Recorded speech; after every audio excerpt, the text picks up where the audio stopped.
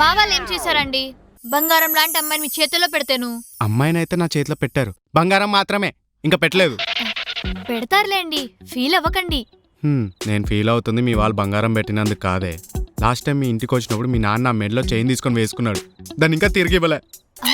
అదేదో ముచ్చట పడి తీసుకుని ఉంటారండి, కొన్ని రోజులు వాడుకొని ఇచ్చేస్తారు. వాడుకొని ఇస్తాడో అవసరం వచ్చిందని అమ్ముతాడు, అదే నా భయం. మా నాన్న అలాంటి వాడు కాదండి. నువ్వే చెప్పాలి మీ నాన్న ఎలాంటోడా అని. 1 year బ్యాక్ మీ నాన్న దగ్గరకు వచ్చి అల్లుడు లోన్ కావాలంటే పాపం పొలం కోసమేమో అనుకొని దగ్గరుండి నా పేరు పైన లోన్ ఇప్పించా. తీరా తర్వాత తెలిసింది ఆ డబ్బులు పొలం కోసం కాదు, కోడి పందాలు పేకాట కోసం అని. ఇంకా ఈఎంఐ కట్టలేక చచ్చిపోతున్నానే.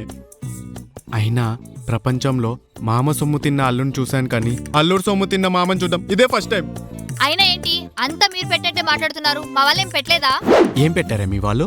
అదే మా ఇంటిని మీ పేరు మీద కట్నం కింద రాసిచ్చారు కదా.